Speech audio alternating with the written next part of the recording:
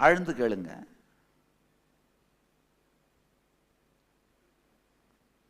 பணம் நம்ம வாழ்க்கையோட ஒரு முக்கியமான பாகம்னு நாமெல்லாம் நம்புறோம்.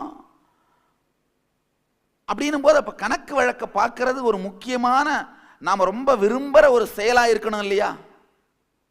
ஏன் செய்ய மாட்டேங்கிறோம்?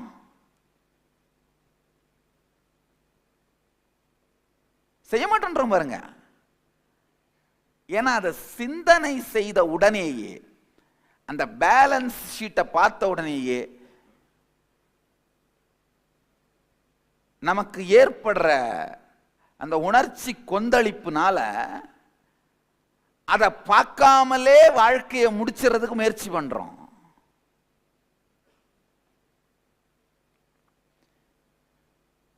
இத்தனை பேருக்கு பொறி தட்டுது, ஆஹா கரெக்ட் தானே, நான் அக்கௌண்ட்ஸே பார்க்கறது இல்லையே, வரவு செலவே பார்க்கறது இல்லையே. உண்மை.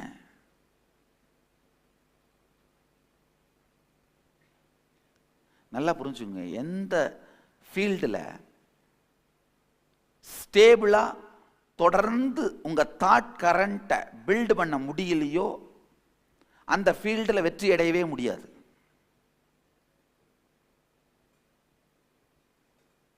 எதுவா இருந்தாலும் சரி,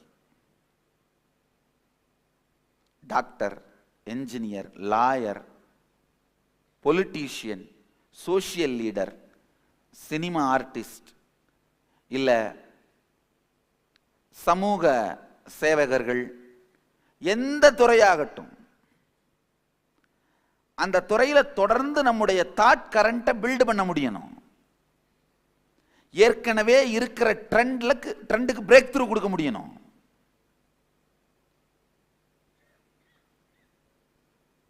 அப்ப மட்டும்தான் நம்முடைய சாத்தியங்கள் வெளிப்படும், பாசிபிலிட்டிஸ் வெளிப்படும். உங்களுடைய பணம் அப்படிங்கிற, உங்களுடைய பணம்ங்கிற அந்த டைமென்ஷனுக்கு நீங்க உங்க அட்டென்ஷனோ டைமோ கொடுக்கறதுல மட்டும் இல்ல, கொடுக்க விரும்புறதும் இல்லை. ஃபோர்சிபிளா இந்த பேங்க் பேலன்ஸ் ஜீரோ வந்து இடிக்கும் போது, இல்ல பீரோல பணம் இல்லாத போது, நம்ம நாடு 3 டயர் எக்கானமி நம்ம நாடு. அது ஹஸ்பண்டுக்கு தெரிஞ்சு கவர்மெண்ட்டுக்கு தெரிஞ்சு அது ஃபர்ஸ்ட் டயர், ஹஸ்பண்டுக்கு தெரிஞ்சு கவர்மெண்ட்டுக்கு தெரியாம அது செகண்ட் டயர், மனைவிக்கு தெரிஞ்சு ஹஸ்பண்டுக்கும் தெரியாம கவர்மெண்ட்டுக்கும் தெரியாம அது தேர்ட் டயர். நம்ம வந்து 3 டயர் எக்கானமி. இல்ல எப்போ பேங்க் பேலன்ஸ் காலி ஆகுதோ அது ஃபர்ஸ்ட் டயர், பீரோ காலி ஆகிறது செகண்ட் டயர், பீரோக்கு கீழே இருக்கிற சீக்ரெட் லாக்கர்ஸ் காலி ஆகிறது தேர்ட் டயர். காலி ஆகும் போது மட்டும்தான் ரியாலிட்டியை ஃபேஸ் பண்றோமே தவிர, அதுக்கு முன்னாடியே அது சார்ந்து நம்முடைய தாட் பேட்டர்ன்ஸ் ஓடுறதே இல்லை. இன்னொரு பெரிய கொடுமை என்னன்னா, இந்த கணக்கு வழக்கு பார்க்காம இருக்கிறத பெருமையா நாம நம்ப வேற ஆரம்பிச்சிட்டோங்கய்யா. நம்ம என்ன பண்ண ஆரம்பிச்சிட்டோம், நான் அதெல்லாம் பார்க்கறதே இல்லை சாமி. என்கிட்ட பல பேர் சொல்லுவாங்க, இல்ல எல்லாத்தையும் துறந்தவர்கள் கணக்கு வழக்கு பார்க்காம இருக்கிறது தப்பு இல்லை. ஆனா செல்வத்தை உருவாக்கி பெருக்கி வாழணும்னு நினைக்கிறவங்க என்ன பண்ணித்தான் ஆகணும், பார்த்துத்தான் ஆகணும். இப்ப எதுவுமே வேணான்னு விட்டவங்க பார்க்கணுன்ற அவசியம் இல்லை. ஆனா அந்த மாதிரி விட்டவங்களே ரொம்ப ப்ராப்பரா பார்த்துட்டு இருக்காங்கன்னு என் பக்தர்களுக்கு தெரியும்.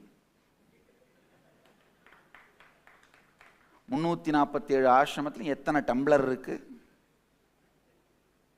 எத்தனை தட்டு இருக்கு. நேற்று ராத்திரி நான் போய் கிளாஸ்ல இருந்து போனப்போ மணி 2ன்னு நினைக்கிறேன். 2ஆ 4ஆ, அது எத்தனை மணியோ.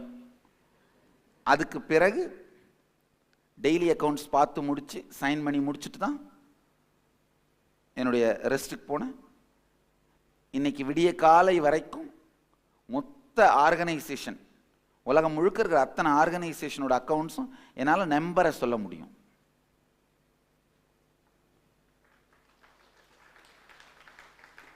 ஐயா இல்லை நீங்க கை தட்டுறதுக்காக சொல்லலைங்க, ஆழ்ந்து கேளுங்க. எந்த ஒரு உங்களுடைய பரிமாணத்தின் மீதும் வலி இல்லாத சிந்தனை ஓட்டத்தை வைத்திருத்தல். உண்மையில்லைங்க, ஒரு தினந்தோறும் காலையில் எந்திரிச்சு யோகா பண்ணி இல்லை நடை வாக்கிங் பண்ணி கொஞ்சம் எக்ஸசைஸ்லாம் பண்ணால் ஹெல்த்தியாக இருக்கும்னு நம்புகிறோம், நினைக்கிறோம். ஒரு 10 தரம் முயற்சி பண்ணி செய்ய முடியாமல் ஃபெயிலாக போயிடுச்சுன்னா அதுக்கப்புறம் இந்த எக்ஸசைஸ் பற்றி ஹெல்த் பற்றியே நினைக்கவே மாட்டோம்.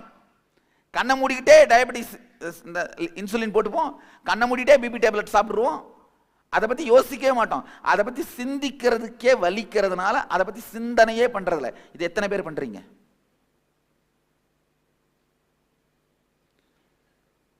எந்தெந்த உங்க ஹெல்த்துங்கிறது உங்களுடைய ஒரு பரிமாணங்கயா, உங்களுடைய வெல்த்ங்கிறது உங்களுடைய ஒரு பரிமாணம், உங்களுடைய கம்ப்ளீஷன் அதாவது ஃபுல்ஃபில்மெண்ட், முழுமையாக நீங்கள் உங்களை உணர்தல், அது உங்களுடைய ஒரு பரிமாணம். எந்தெந்த பரிமாணத்திலெல்லாம் நீங்கள் சிந்திப்பதற்கு தயங்குகிறீர்களோ பின்வாங்குகிறீர்களோ அங்கெல்லாம் ஏழையாக இருப்பீர்கள், அங்கெல்லாம் ஏழ்மை உங்களோடு இருக்கும். நல்லா புரிஞ்சுக்கோங்க, தனம் அப்படிங்கிறது பணம் மட்டுமல்ல, பணமும் உங்களுடைய எந்தெந்த ஃபீல்டிலெல்லாம் நீங்க சிந்திக்க மறுக்கிறீர்களோ அந்தந்த ஃபீல்டிலெல்லாம் வறுமை இருக்கும். சில பேர் இந்த சுற்றி இருக்கிற மனிதர்களோடு உறவுகளை பற்றி சிந்திக்கவே மாட்டாங்க, எல்லாரையும் டேக்கிங் இட் ஃபார் கிராண்டட். வீட்டில் இந்த ஷூ கழட்டி வைக்கிற இந்த ஸ்டாண்டு நம்ம வாங்கி போட்டோம்னா அது பாட்டுக்கு இருக்கும், அதை ஒன்றும் மெயின்டைன் பண்ண வேண்டியதில்லை. அதே மாதிரி தான் ஒர்க்கர்ஸையோ இல்லை ஃபேமிலி மெம்பர்ஸையோ ட்ரீட் பண்ணுவோம், அது பாட்டுக்கு இருக்கணும், அவ்வளோதான். நான் வேணும் போது கழட்டி கோட்டை மாட்டிப்பேன் இல்லை ஷூவை மாட்டிப்பேன், வேணானும் பொழுது நான் பாட்டுக்கு அதை எடுத்து போட்டு போய்கிட்டே இருப்பேன், அது பாட்டுக்கு ஆனால் ஷூ ஸ்டாண்ட் மாதிரி இருக்கணும். ஒரு ஃபர்னிச்சர் மாதிரி மனிதர்கள் உங்களை சுற்றி இருக்கணும்னு நினைக்கிறதும் இந்த உறவுகளை உயிரோடு வைத்திருக்கின்ற அந்த பரிமாணத்தில் உங்கள் சிந்தனை ஓட்டம் இல்லாமல் பார்த்துக் கொள்வது.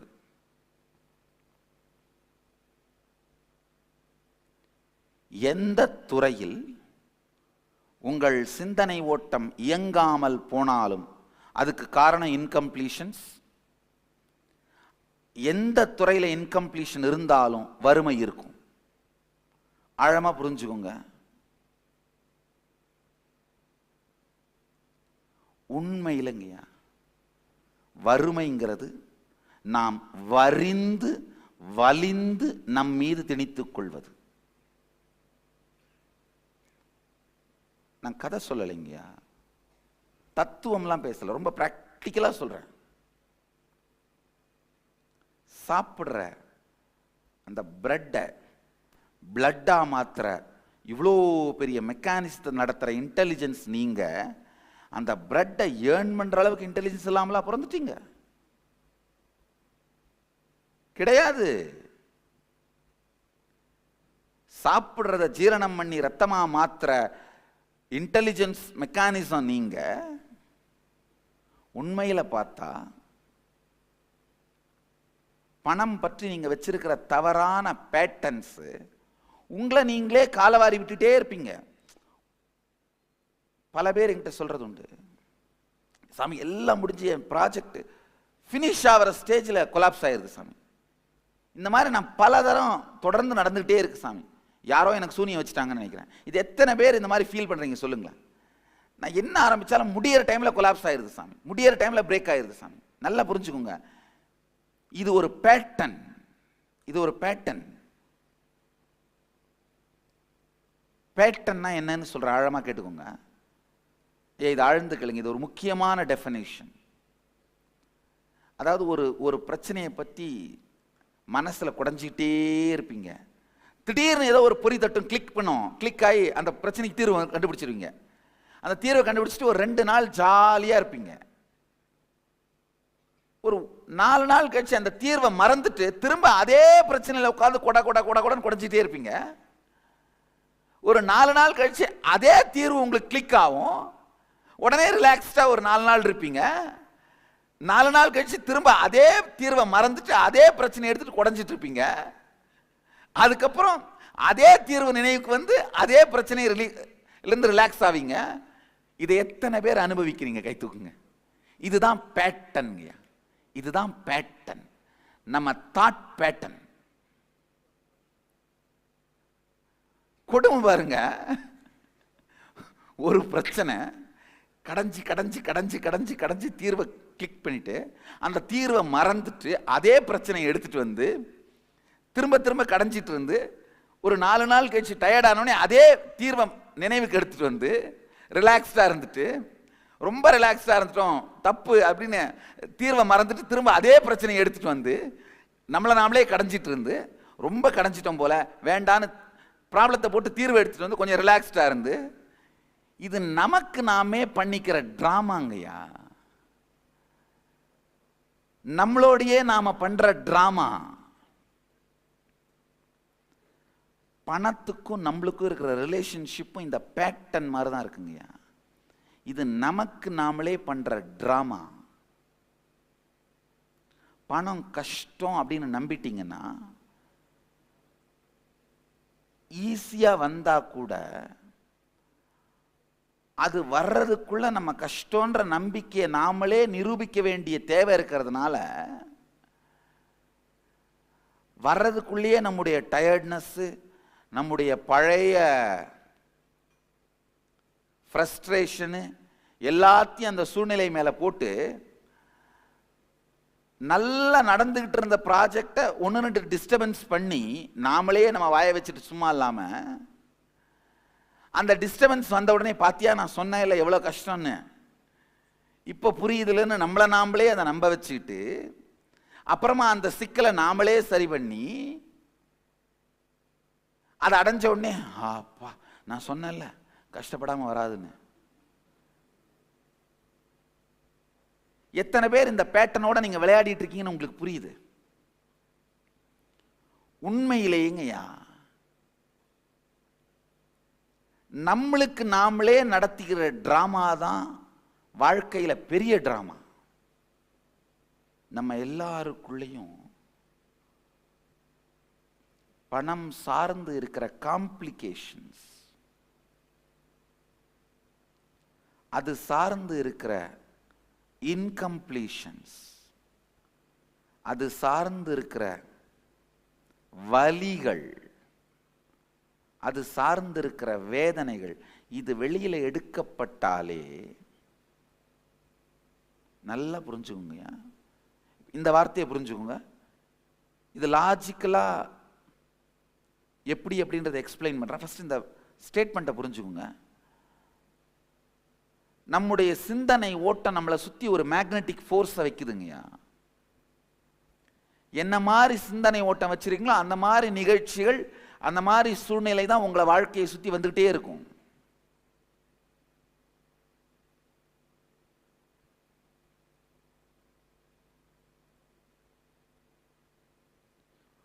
உள்ளுக்குள்ள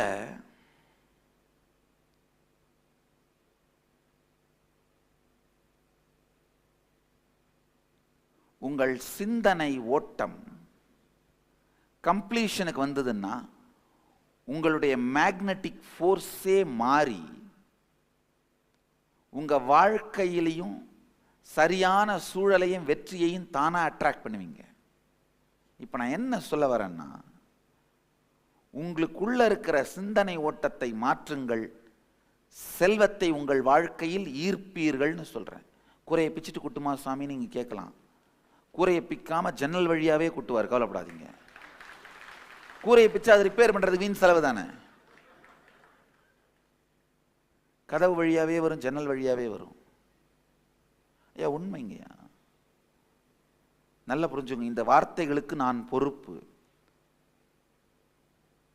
ஒரு லாயர்ட்ட நீங்க போனீங்கன்னா சரியான லீகல் ஒப்பீனியன் கொடுக்க வேண்டியது அவருடைய கடமை. ஒரு ஞானிகிட்ட வந்தீங்கன்னா இந்த பிரபஞ்ச விதிகளை பற்றிய லீகல் ஒப்பீனியன் கொடுக்க வேண்டியது என்னுடைய கடமை.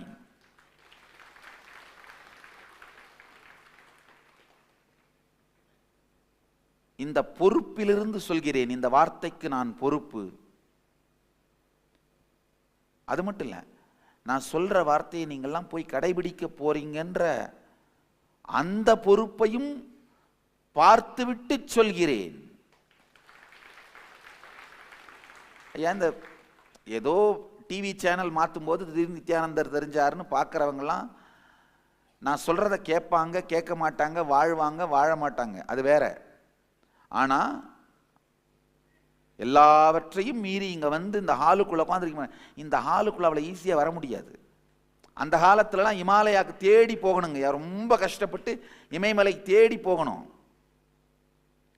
இப்போவும் ஆக்சுவலாக என்னை சுற்றி ஒரு இமேஜினரி இமயமலையை உருவாக்கி தான் வச்சுருக்கேன். அதாவது ராங்கான பிராண்டிங், இந்த டிஃபமேஷன், இந்த அட்டாக் எல்லாமே பார்த்தீங்கன்னா இமயமலை மாதிரி தான். இதை தாண்டி உள்ள வந்தீங்கன்னா தான் இங்கே வந்து உட்கார முடியும். இதெல்லாம் தாண்டி, அதாவது இதை தாண்டி உள்ள வரணும்னா அதை தாண்டி யோசிக்கிற ஆழம், இதை தாண்டி பார்க்க முடிகிற ஆழம் இருந்தால் மட்டும்தான் உள்ள வர முடியும். நேற்று ஒரு அம்மா சொல்லிட்டு இருந்தாங்க, எனக்கு ஐடியா கொடுத்துட்டு இருந்தாங்க, நீங்கள் ஏன் பெரிய சென்னையில் ஒரு கான்ஃபரன்ஸ் போட்டு இந்த தேர்ட் ஐ பிளைண்ட் ஃபோட்டோலாம் காட்டக்கூடாது அப்படின்னு. யாருமா?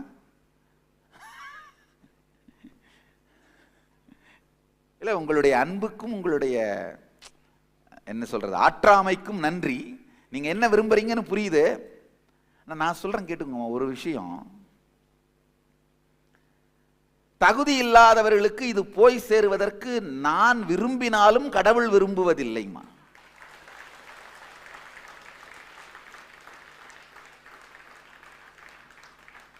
யார் வந்தாலும் கொடுத்துட்டு தான் உட்கார்ந்துட்டு இருந்தோமா.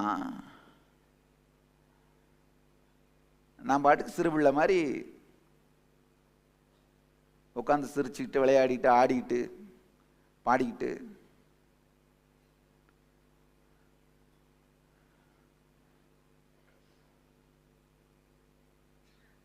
யார் வந்தாலும் கொடுத்துட்டு தான் உட்காந்துட்டு இருந்தேன்.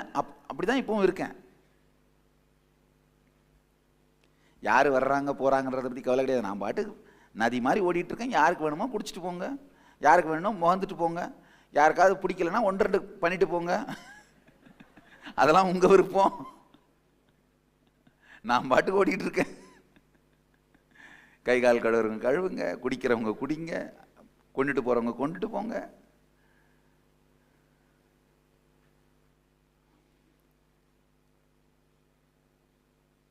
ஒரு சமூக ரீதியான வெளி உலகம் சார்ந்த வெற்றிகளை மனிதர்கள் அடைவதற்கு வழிகாட்டுவதும் அதற்காக சக்தியை அளிப்பதும் தவறில்லை. ஆனா அந்த மனிதனுடைய வாழ்க்கையின் இறுதி நோக்கம் தெளிவா இருந்தா, அந்த இறுதி நோக்கமே தெளிவில்லாத ஒரு கும்பல்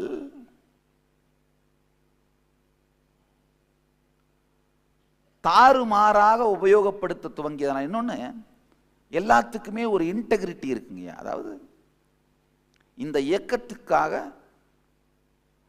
இந்த ஆன்மீக சத்தியங்களை உலகத்துக்கு சொல்றதுக்காக மக்கள் பணம் கொடுக்குறாங்கன்னா அந்த பணம் அதுக்கு மட்டும்தான் செலவு பண்ணப்படணும். அது தாண்டி வேற ஏதாவது கருத்துக்கள், கொள்கைகள், வேற ஏதாவது ஒரு விஷயத்துக்கு செலவு பண்ணா அந்த இன்டெகிரிட்டி பிரேக் ஆகுது. விவேகானந்தர் ரொம்ப அழகா சொல்லுவார், எக்கனாமிக் சேஸ்டிட்டின்னு சொல்வார். ராமகிருஷ்ண மடத்துக்கு விதி எழுதும்போது அவர் எழுதுறாரு, இஞ்சி வாங்க கொடுக்கப்படும் பணத்தில் சுக்கு வாங்க கூடாது எழுதுறாரு. இஞ்சி வாங்க கொடுக்கப்படும் பணத்தில் சுக்கு வாங்க கூடாது. எக்கனாமிக் சேஸ்டிட்டின்னு சொல்றாரு. அத பொருளாதார கற்பு, என்ன வார்த்தை யூஸ் பண்றாரு பாருங்க, பொருளாதார கற்புன்ற வார்த்தை யூஸ் பண்றாரு. தகுதி இல்லாமல் இந்த சக்தியை மட்டும் பெற்றால் அவர்கள் அசுரர்களாக மாறிவிடுகிறார்கள். புத்தி வராமல் சக்தி வந்தா ராட்சசர்கள் ஆயிடுவாங்க. சக்தி வரும் பொழுதே புத்தியும் வந்து விட்டால்தான் தெய்வங்களாக வாழ்வார்கள்.